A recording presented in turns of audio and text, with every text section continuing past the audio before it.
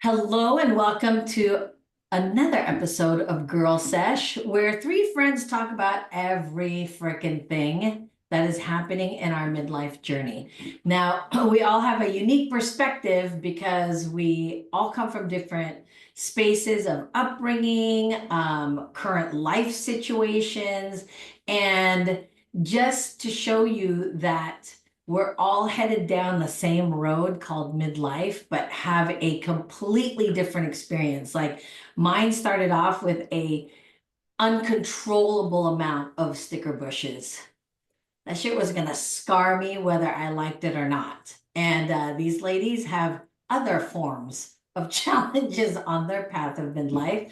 So I want to introduce myself. My name is Wonderful Morrison, and I am a co-host of this amazing show called Girl Sesh. I'm 51. I have three grown kids. I have three little grandbabies, all from the same daughter. And I am in the midlife part of my journey where I'm transitioning from my brain thinking I'm 35 to understanding what it truly is to be 51. So that's where I'm at. Who's next? Stephanie's next. I knew that was coming. I am Stephanie Groves. I am a wife, mother of six grown kids, Mimi to five grandbabies. Um, and just this transition, it hit me hard when I turned 50 in November. I don't know how to explain it, but something flipped in my brain. And it's time to work smarter, not harder. The grind of life was killing me because I just feel like I'm just in some form or another, as women, we're grinding, right? Whether it's through motherhood, raising our kids, that's a grind, right?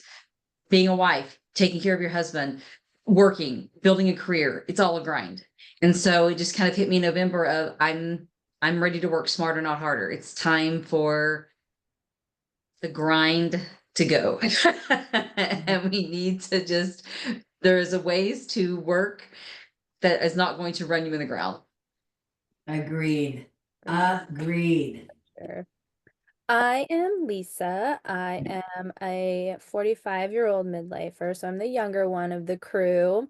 I am a single mom of three boys. One is a teenager, one is a preteen, and the other one thinks he's grown. But we have a very busy life, and the part that I'm in my midlife is as I'm transitioning, I'm also having teenagers that are transitioning into what it's like to become adults and dealing with that emotional space. So both of us learning how to navigate emotions that one, I wasn't really taught to navigate when I was a child. So now I'm having to do that in my adulthood as well as in my parenthood. And I think the biggest like challenge or thing I'm learning right now is to give myself more grace than traditionally I was told to growing up. Growing up it was all about, don't complain, just get the work done, keep your head down, work hard, and things are going to work out. And sometimes working hard means you need to rest. And so that's kind of what I'm learning in my midlife right now. To the midlife madness. Today, I put out a question yesterday on social media that asked, what do you think we need to talk about more openly as women in midlife that we don't? And I got a myriad of responses, but what it really came down to is that question we shouldn't even be asking that question because we should be talking about it no matter what, right? So that's what kind of hit me. And what was interesting is I ask that question every single week on a Sunday, every week, and I get kind of the same responses. Everybody wants to talk more about the physical changes that we're going through. Everybody wants to talk more openly about the emotional changes that's happening while we're physically changing. And everybody wants to talk about how we don't want to be ignored or invisible or dismissed because we still have a lot to offer. So it brings me to this question of why do you think we are so terrified of midlife as women? Like, where did that start? Why do you think we do it in masses? And then we all just kind of shut down. What do you think that's about? Why are we afraid? I mean, for me, I think the biggest thing that causes fear is the unknown, right? None of us know what to really expect from midlife, what midlife really means, because there's so little information, right? So there's that fear, right? Like everything that we've been told growing up is like, oh, you get hot flashes, and it's like that all sounds terrible, right? Like none of that sounds fun.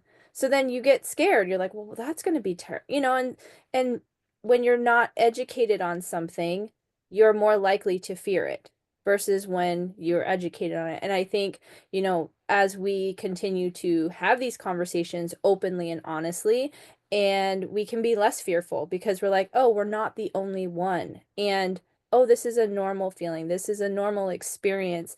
This is, oh yeah, that's part of it. And here's something that can help, right? Because a lot of times there was nothing that could help. Stephanie is a wealth of information when it comes to, hey, my tongue is dry. What do I do? And she's like, oh, here's 5 things you can do and you'll feel great. Amazing. Thank you. Right? Like, but because we've gate kept like so many things for so long, and not out of like spite or in a bad way of gatekeeping. We just didn't know how to, and when I say we as collectively as women, didn't know historically how to get this information out. And now we're in this generation of like, we're not doing that anymore. We're not going to be quiet. We're going to talk about this. And I know we've talked about this in previous girl sessions where things like this were considered taboo and we didn't talk about it. I mean, I know Stephanie's talked a lot about her experiences growing up and it not being so taboo, but Wonderful and I had experiences of growing up where it was very taboo to talk about women things, period. I agree with that. I think all of the above. What about you, Stephanie? Why do you think we're so afraid? I think it's because societally we've been taught that midlife is the beginning of the end. Mm. We're not taught that it's a recreation or you can have just as much life, if not more, in your 50s and beyond. Because honestly, at 50, I think I have more knowledge now to have a more thriving life than I did at 25. Yeah. Because I think it's the life experience that you have and it's the knowledge that you gain. I had 4 kids by 25, right? Now at 50, the knowledge that I have, even health wise, right? Like the knowledge I had for health back then was not the knowledge that I had. I wish I would have had that back then. I think my transition in my 30s and on would have been way easier. But we're taught it's the beginning of the end. And I just looking back at like my mother's generation, I feel like that's kind of how they treated it. And I don't mean to say like they let themselves go, but all 3 of us are opposite, right? We're at least me, we're working out, right? We're working out. We're doing everything we can to try to biohack for longevity. We look at life as longevity, Yeah, right? So we're wanting to thrive in our midlife, yeah, not crumble up on the floor in a fetal position. And I just think that's what we've been taught. Like midlife is the beginning of the end. And yeah, so our entire lives, we fear that 50, right? We fear turning 50.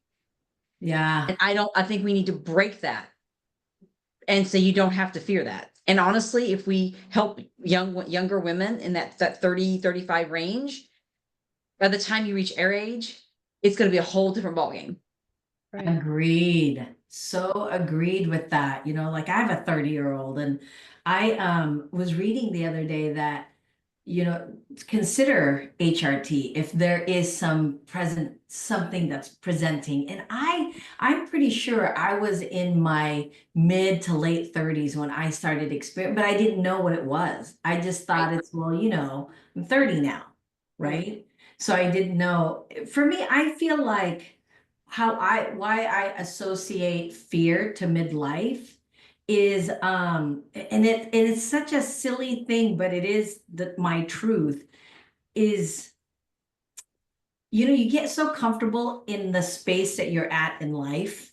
You get comfortable with being 25, you get comfortable with being 26. Like every year you prep yourself to be like, oh my gosh, I'm gonna turn 1 year older. Then when you have kids, they prep you every year when they bring home that school picture. It's like a meltdown because that means you're aging because they're growing up, right? Or, and I think for me, I have an aversion to change in a way where it's like I just got comfortable with being 49.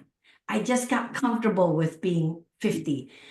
Like that part of me is really where I think at midlife, two things have to shift. So recently I've been out of my estrogen. Wait, which one is it? Yeah, estrogen. I have a week gap where I ran out and then the next shipment is coming and I can tell. Holy Mhm. Mother of Jesus, I can tell. Things are a little bit more, but because I know it, now this is the key though, because I know it, it's easier for me to wrap my head around, oh, that emotion isn't real. Oh, that emotion isn't. Oh, I I'm so sorry. Like I've been biting my husband's head off for little things, you know? And and you can't say anything like, why are you on your period? Because that doesn't exist anymore. So I think I because there's that gap and I'm feeling some kind of way, I get it. I'm like, oh, because prior to any of these kind of cockamamie feelings, I was getting used to getting ready for my, right? I always knew, oh, my period must be coming because I'm feeling agitated. I want to sleep more. And then now that's not there anymore. So for me, I think it goes to both of what you both have said is the lack of knowledge that that's happening, and then also not having the being open to the new version, right? To the new version of kind of what you said, Stephanie. Like growing up, you hear 51 is the end of all ends. Like, oh my gosh, you're not a woman anymore. You're not desirable. You're dried up, pruned up, short hair, perms, the whole thing. It just, the Golden Girls thing. And I think that when you're prepping yourself for that fear, when you're 25, I mean, of course that's going to happen, right?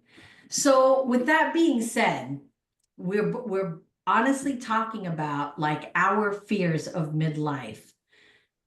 What Lisa started off with is, okay, we're afraid of the unknown.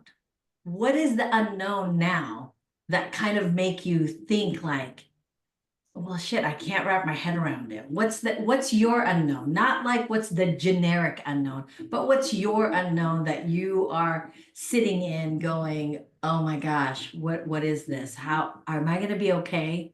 Is midlife really gonna be okay? What is that for you? Can I recreate myself? Mm, Can I recreate to build what I want to build, have the life I want to have at this age? Can I do it? And once again, that's what hit me at 50 because I was like, it wasn't when I say I wasn't happy, I don't want you to like, that's kind of a misrepresentation. It was dissatisfied. I was dissatisfied. I wasn't living the life that I want to live. And I realized, man, I'm missing out time with my husband. I'm missing out on time with my grandkids that I want to spend. Like, I feel like I was just hustle. And I was like, there has to be a better way. yeah. And then it hits me in my head, can I recreate at this age? In the time frame I need to recreate to make it work. And yeah, it's easy to think about that stuff when you're in your 20s, right? You're in your 20s, you feel like, oh, I've got all the time in the world. When you hit 50, it's a whole different, you just think differently, Mhm. completely different. Yeah. Yeah, for sure, for sure. My mind just went blank. That's a wonderful thing about midlife. Welcome to perimenopause. I was like, yeah, that's great. Wait, what are we talking?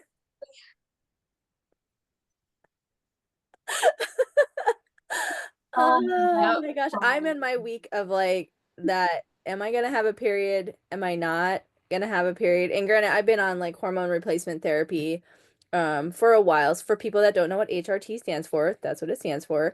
And so I don't actually get the bleed, but I get all the symptoms. And so my symptoms are all like all over the place. And so I think for me, like where am I at? Like what is the fear that I hold on to, or what is the kind of thing that I'm wanting Yeah. to not go, what am I not wanting to go to? And I think a lot of it is, kind of the unknown of, okay, what does that look like to be in my 50s? Kind of like what's both you and Stephanie have said is like, well, the idea and the notions was that, oh, I have to chop my hair off and it's going to be this curly tight perm, and I'm wearing frumpy clothes, and I don't, I'm supposed to look a certain way societally, right? When people see me, people are like, there's no way you're in your 40s. There's no way you have 3 kids. And I'm like, yeah, I do, right? Like, that's just the reality of it. And so trying to wrap my head around the fact that here we are in 5 years, I'm going to be in my 50s doesn't freak me out. And I think it's different. I have a different mentality with aging because,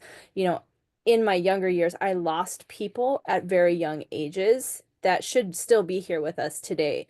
And so I look at my years as like, I'm really grateful that I have this next year and I have this next opportunity. But similar to Wonderful, it's like you kind of get comfortable and like, oh, I know how to navigate this space. I know how to do this. But now I'm entering this new space where I'm like, I don't know what to do because literally my mind just goes blank for a second, right?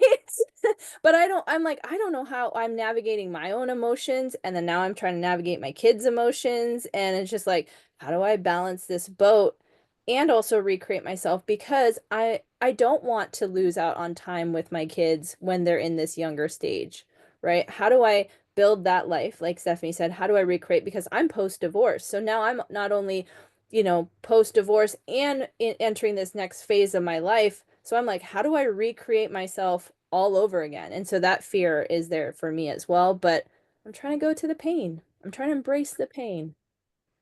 Yes, trying to embrace the pain. So there's this documentary, y'all, that you need to go check out on Netflix. It's Jonah Hill and his therapist. And so I started reading the therapist's book called Tools.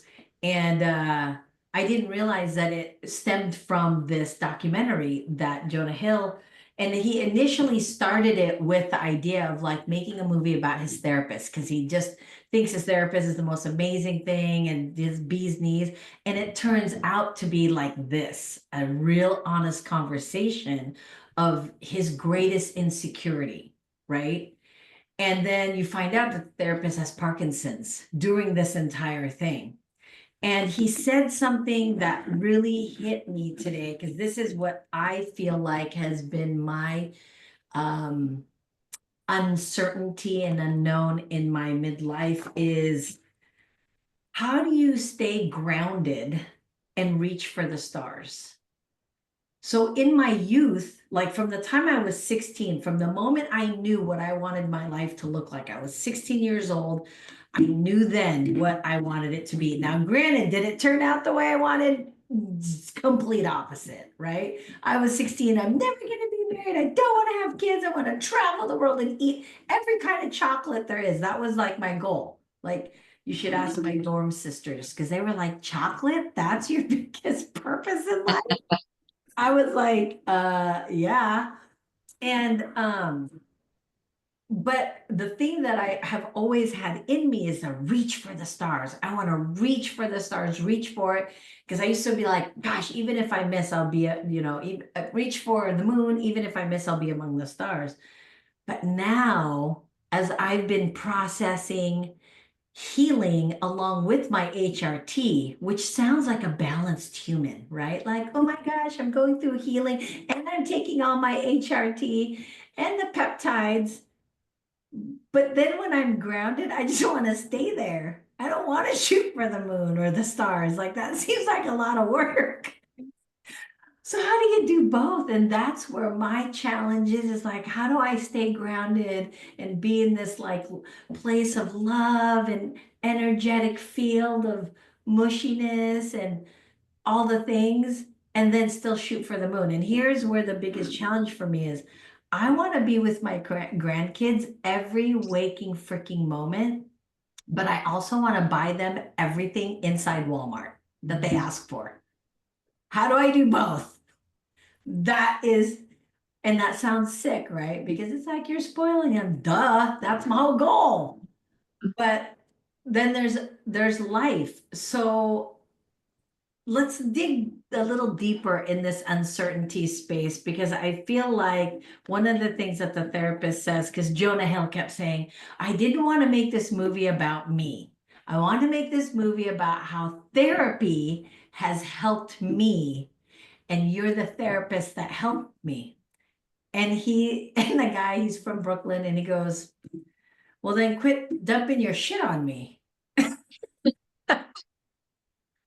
And Jonah Hill just laughs and he was like, wait, isn't that what you're supposed to do? And he was like, that's the movie, though.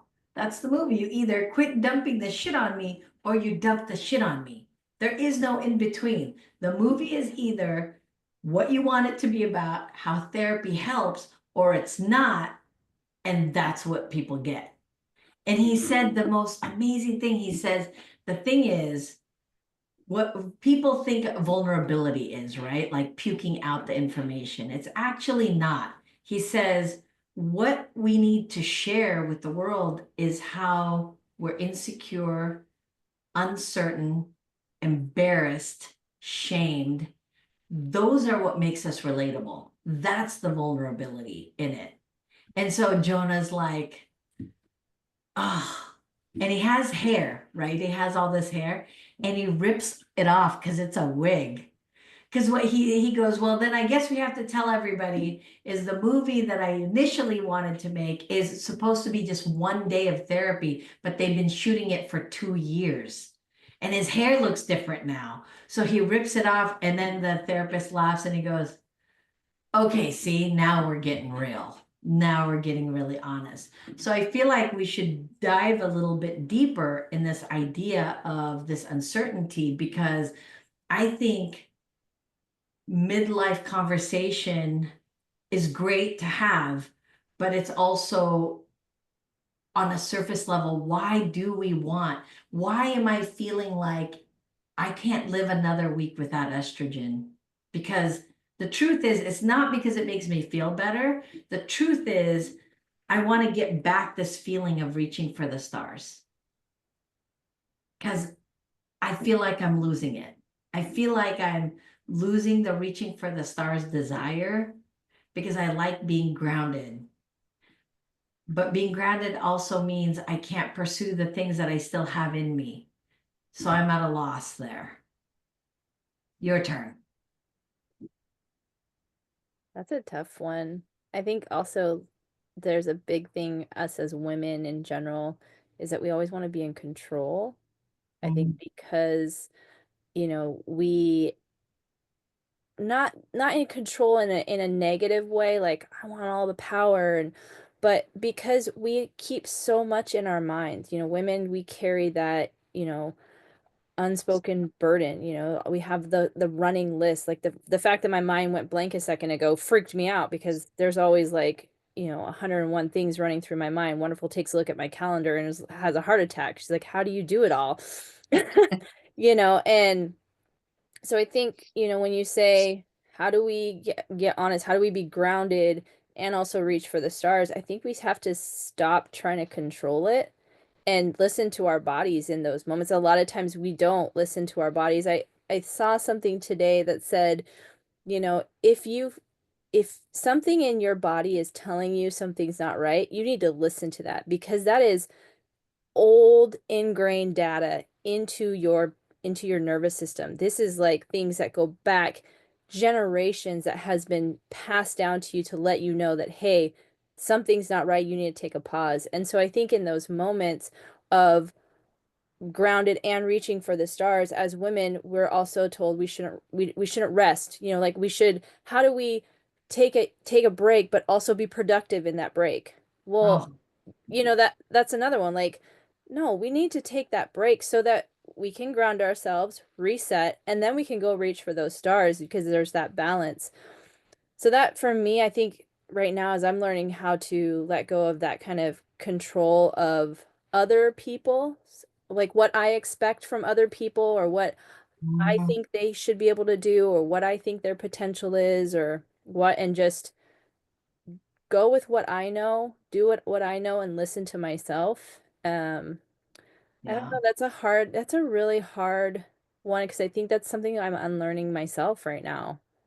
Mm, unlearning, that's a good one. What about you, Stephanie? And I'm with Lisa. It's a hard one. Um,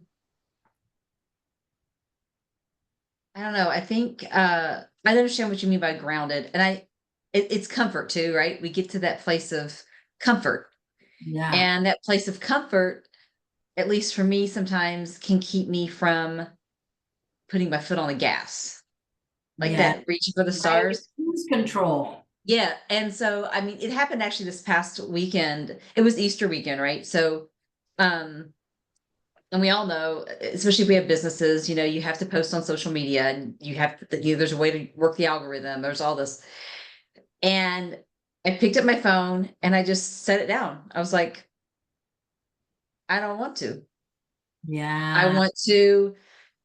I, 2 days is not going to kill me.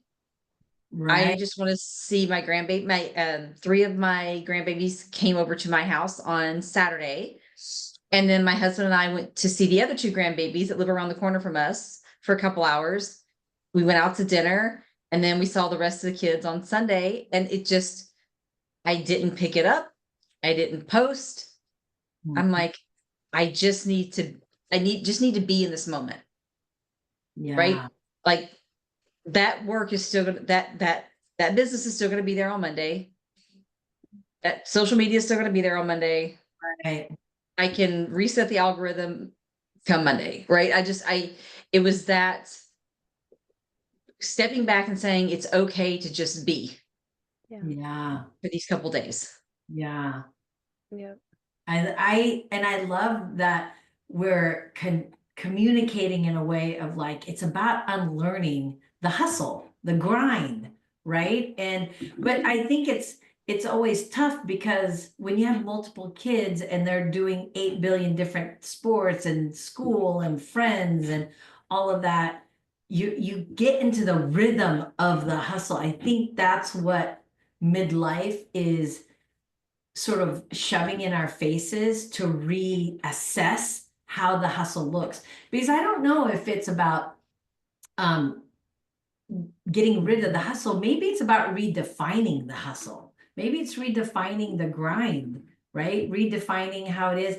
And when I think about wanting to buy everything at Walmart for my children, for my grandbabies, it's like maybe that's why I can't, is because it's not supposed to be that way. Like it wouldn't serve anybody any purpose to be that version, anyways, right? So accepting that everything has a balance to it of good and bad. And like right now, honestly, ladies, what time? It's like it's noon right now, and I desperately want to take a nap. Oh my God, I was just gonna say that. I'm so tired. I just want to take a nap. I desperately want to take a nap, but you know what's killing it is the sun is out in Washington Yeah, State. And in Washington State, the sun barely ever comes out. Over right. here on my side of the water, Lisa, it's sunny and I want to sit outside, but then I want to take a nap. Who's gonna win? Who's gonna win in the next 30 minutes? Nap Well, or sunshine? Well, and I think you said something like, with kids, you're in that hustle. Like that's the phase that I'm in, right? Like I have three boys that are in three different sports. Well, not different sports, but they're all in sports.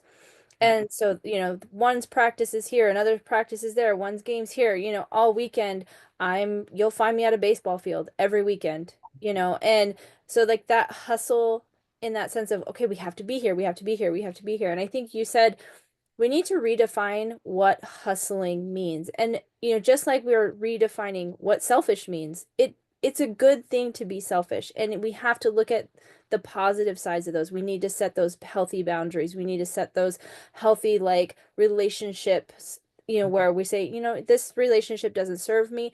I need to look at me. And that's being selfish, but that's a good selfish, right? And also redefining what me time is and quality time for yourself and being there for yourself. I think all of those things, we need to take those words because sometimes we get so literal with words. I know me specifically, I've always had a really hard time. Like, I take words very literally, and I'm having to unlearn, okay, it's okay for me to be selfish. So, what does that look like to hustle and use it in a positive side? Like, how do we empower that word to be in this midlife space of like, hey, yeah, I'm hustling, but when you look at a man, right, like and compared to a woman, when they're hustling, their hustle is completely different than a woman's hustle, right?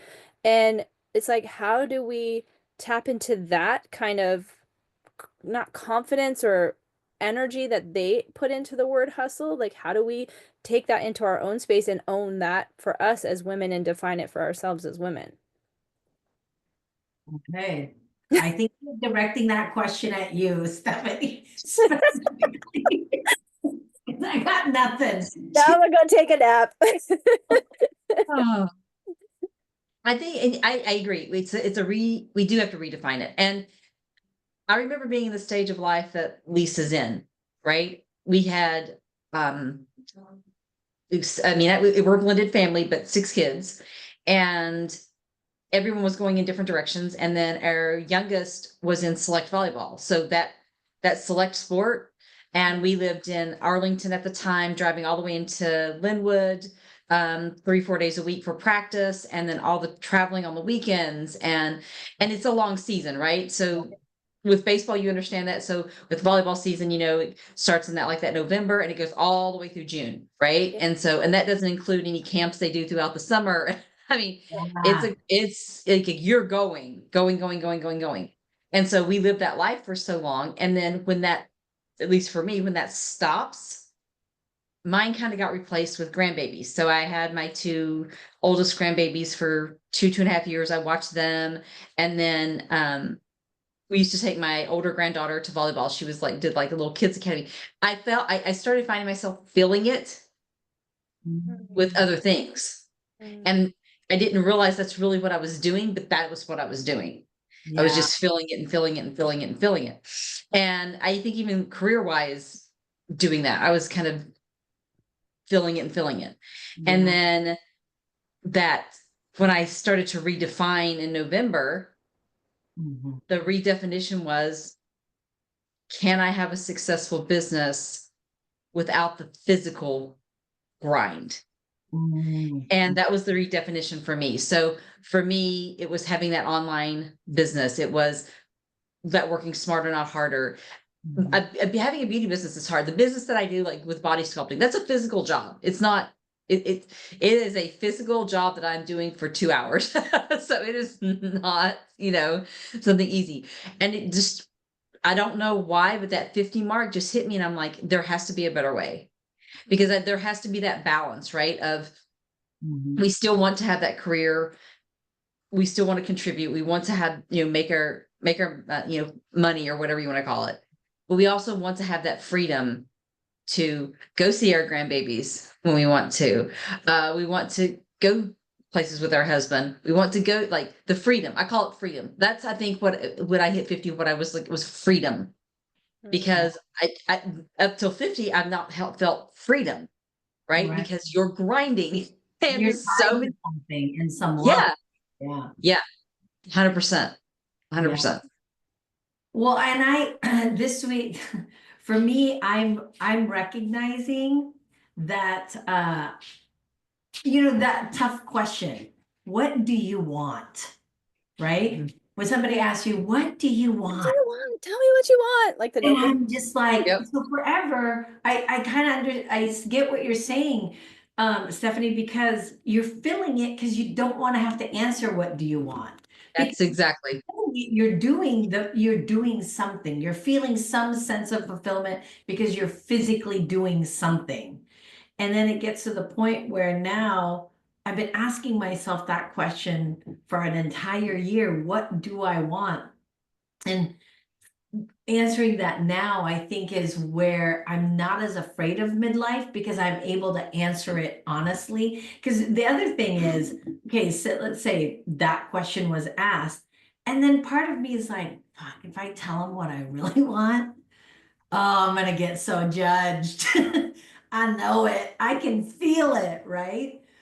And it takes time to acclimate to that also, of just being okay with what I want and being judged anyways. That takes Mhm. time. It's not a one-time deal. It's, I'm asking that question all year, then I'm responding to it all year. And I feel like I've gotten to the point where, so I was talking to two of my mentors older than I am. And they're talking about how they love modern aesthetics, right? The modern aesthetics of furniture and home and da da da. And it gets to me, and I'm like, yeah, no, don't like any of that. And they're like, huh, tell me more. What do you mean? And I'm like, I'm kind of in between a Ralph Lauren and a Bridgerton. When I think country life, I don't think of a cabin or like roughing it. I think of like a country home of the opulent people of England. Like I'm going to the countryside with 15 rooms and fresh, brand new flowers every day, right? And we're talking molding up the yin yang, molding so thick it's the height of my grandbaby type of thing. But I've never really ever expressed that because I feel like, oh, oh, like that, right? Like the one time I said years ago, one of my husband's friends said, let's go get you molding for your house. What would you like? And they're thinking the regular, I don't know, Mhm. one thing. And I was like, that thing right there. And it has all the little folds and the carvings, and they're like, calculating the size of your home, that's gonna be kind of pricey. And then he said something kind of judgy, and he was like, well, I mean, you're on a beer budget and you want champagne. And I'm thinking, oh, fuck you and your opinions.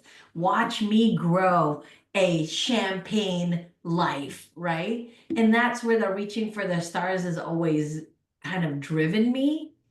And so now as as I'm getting there, I think for me, what's more important is to verbalize the things that I want, regardless of how people are going to hear it or receive it. Because I Well, used to give a shit. I think you have to. Like the other day, there was a thing that I read. It says you don't manifest what you want, you manifest what you expect.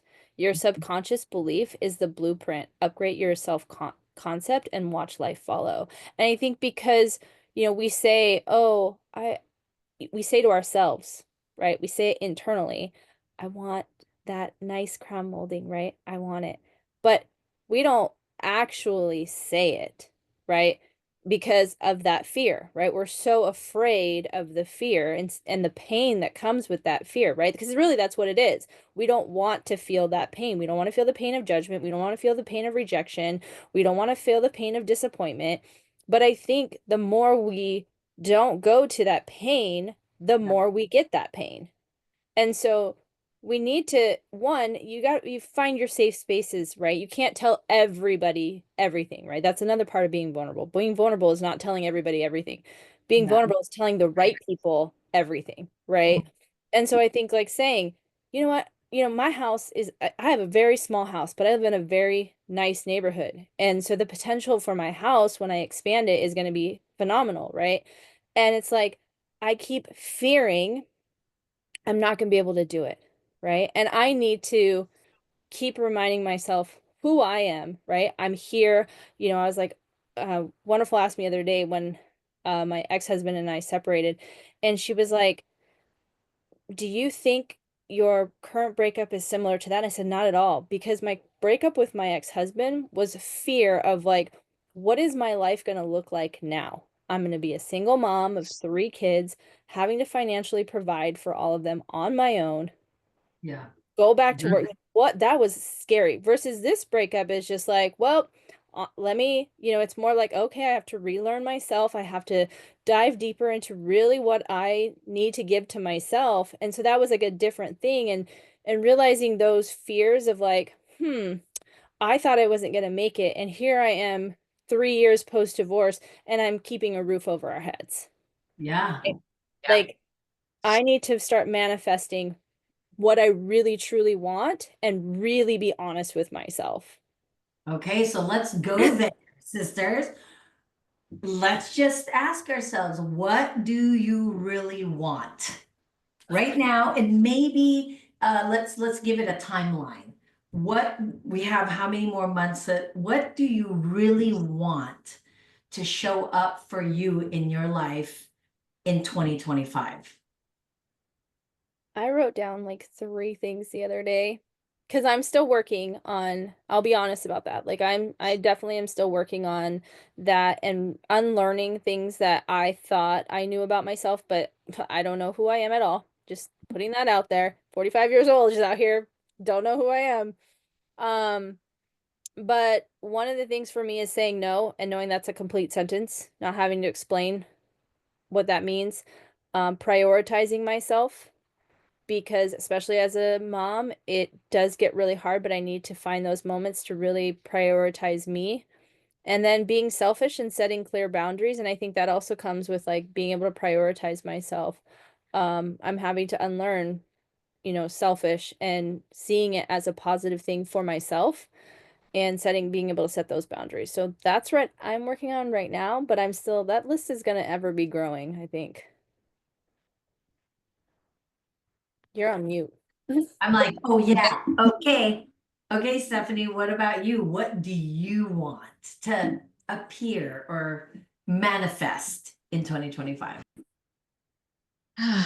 Are we talking just career even? Like career, family, anything? Anything, girl, anything. What do you Well, I really, honestly, this is honestly, honestly, Stephanie? Yes. this is what I want. I want to like this, what we're doing right here, we're getting the word out. I want to expand my health coaching. I really want my health coaching to get off because I want to help women navigate this because it's not just about, I'm sorry, y'all, it's not just about food. I hate to break the news to everybody. It's not just about food. It is about our mindset. It is about how we think about everything. It's about your environment around you. It's about all the things. And my heart is so big to get this. That is what I'm most passionate about. I love it. And my second is getting my digital marketing really up and rolling hard because the reason I'm passionate about digital is because when I went into real estate, I never used social media for anything except social, right? You're talking to your friends and family. You're not really trying to grow a business. It's just social, right? When I went into real estate, I will never forget this. I knew I had to utilize social media. Absolutely no one would give me any instruction on how the hell to do that. It was either they're trying to hide something, I'm like, what? Just tell me what to do. That gatekeeping shit. Yes. I'm Yeah. like, what do you I mean? I'm asking successful agents, how did you do it? And they don't freaking want to tell you. It's Yeah. like, I'm like, are you kidding me? It was so annoying. And so a few years ago, I became part of a learning platform. We had like over 22,000 courses. It was insane because I'm a nerd, right? So I love like learning all these things. And after 6 months, she dissipated the company. So a few months ago, right when I turned 50, and I reached out to a friend of mine because that's what she does. And I put my money where my mouth was. So I purchased the course and I took it. And I'm like, this is the first thing I've ever taken that takes you from A to Z, that actually tells you how to utilize social media, how to set up automation, how to set up your funnels, how to run a business, like to grow your business. And I jumped into because you can resell it. So I don't create it. I don't pretend I create the courses. I just resell them. But the reason that it seems so dorky, but I'm passionate about it is because I remember being a businesswoman for the first time in real estate and nobody telling you how the hell to do it online. And I went into real estate, wonderful, you can probably say the same thing. Oh, go do your open houses or volunteer for open houses. Oh, do your cold calling, do this. Okay, y'all, nobody likes your cold calls. Okay. Nobody likes that shit. Okay. Nobody ever liked it, even No, if it was cool. right. And then as far as open houses, I've done tons of open houses. I'm sorry. You're not getting clients that way. It's online. People go online for everything. Yeah. Even door knocking. I don't even answer my door if my husband is not home. I don't even answer my door. If he answers, it's him. I don't even answer it. So it's like, I'm like, it's so archaic. But that was why I was so passionate because if this was happening to me in just that industry, it's happening to everybody. So you think about people in direct sales or affiliate marketing, even what we're doing, like nobody is taught. And some courses are like $5,000 to learn how to do this stuff. They'll kit you in with this little $99 course. And then when the course is over, you've learned nothing. But if you pay that $5,000, we'll tell you the secrets to marketing online. So that's where that passion comes from being a businesswoman and nobody telling you, how do you monetize it? How do you grow on social media? How do you beat the algorithms? How do you do it? And it was so frustrating. And I see this so many times. And so that's why that's my second passion, because I remember all the crap I went through whenever I went into real estate and just not knowing how to do it. Yeah, that gatekeeping thing is so real. And I Yes. think the gatekeeping thing is even tighter when it comes to women. Like it's a real thing. And I see that when I started my online coaching business, and I want to be really clear. I thought it was a coaching business, but I am not a coach. That's not my preferred title, right? I like the title more in the space of advisory or mentorship because I am not doing that thing that you're talking about. I don't want to teach people that because I can't regurgitate. It's like I can do my own makeup, but I cannot do anybody else's. That much I know about me. So I totally get that, but it's so fascinating how much gatekeeping is a thing for women, which in actuality, women's greatest source of financial success in business is in the format of collaboration. But collaboration the way women do, not the definition of collaboration of like, oh, let's be affiliate. No, no, no, no, no. But relationship collaboration is a much more powerful way. Um, but for me, what I really want, and it's been sort of a, I've been working with a wealth coach for a while, and she always has to correct me. She's like, "Hey, go back and let's re-say that thing," because in my gut, in me, that I had been so embarrassed to say for so long, is I want to make money, a lot of. Yes. I'm a woman who's smart, who's capable, who still has a lot of fire in her belly, who also wants to stay grounded, that wants to make a lot of money. I want to make a lot of money. That and there's and I think there's a little bit of shame in wanting that and saying it out loud, and especially midlife, right? Because here's two things that's spinning around my head is, oh, you should have already figured it out. Well, I have not. Or the other thing is, ooh, that's a tad bit like that's a little self-serving, a little narcissistic, a little greedy. It isn't if I'm using it for good. I want to build a company that financially structures all the women I work with me to be where this is what's sustaining our life, is this business we created together. And we're happy to, if we could buy anything at Walmart. And I know I keep saying Walmart is like I'm not endorsing them. I'm not the biggest fan of all. I'm just saying. I don't ever go there, so I don't know. She doesn't for me.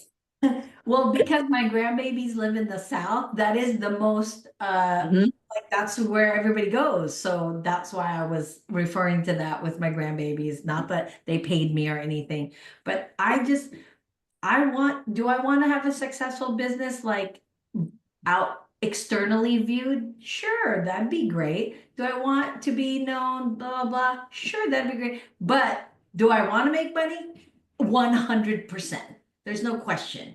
That's what I want. I want to build an empire of wealth at 51 years old and on, right? I want to be at my deathbed in my country home, somewhere in a mansion, not a cabin, right? And just be like, oh yeah, everything is in a trust. So don't think about offing each other because none of you is just gonna get it. It's in a trust. And it's kind of solidly closed up, right?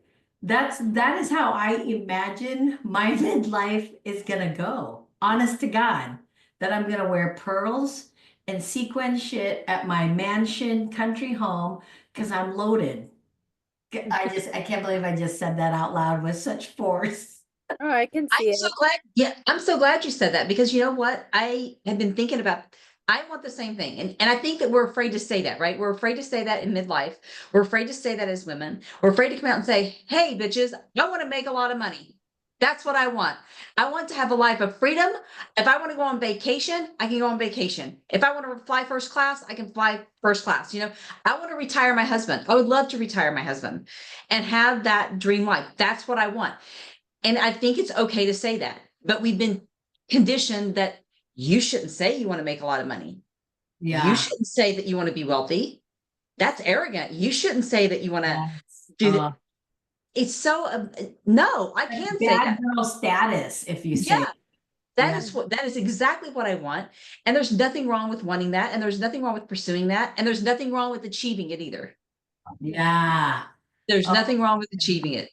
yes. On that note, my forgiveness coach, she said to me one time, she goes, I don't think you're afraid of failure, wonderful.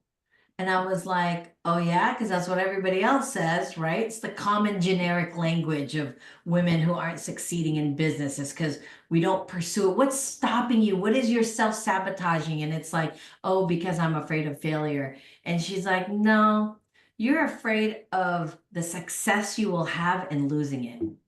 That's what you're afraid of because it's already happened to you. It's not a story that, like, oh, my eyelash fell off during filming. It's not that. It's you really did have this success and it did really get ripped from you. And that's a space I have to find my new unlearning is how do I want to keep achieving the stars and not be afraid of that success being taken away. And this is what helps, right? Talking about honestly, to honestly say, would I like a new car? Not if it doesn't come with a driver. That's just being honest. I'm not saying that as a highfalutin bougie woman or anything. I just don't like driving. I don't. And I really I don't. That's all I'm gonna say.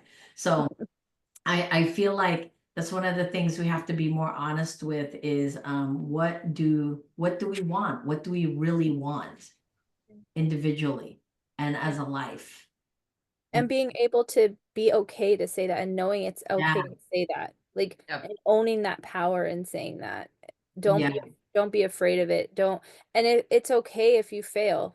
And you can still try and reach that goal even if you fail because failure helps you learn how to yeah. get closer. Yeah, fail forward. Yep. Yeah. I mean, I think about it, in your divorce situation, Lisa, like I think it was like a stepping ground because now you know what you want and don't want. Right. Right? That marriage kind of proved to you what you're capable of and what you deserve and what you want for a future relationship that's really going to set you up for more. And that's what I think I'm unlearning is that it's okay even if I build an empire and it gets stolen, even if that happens, right?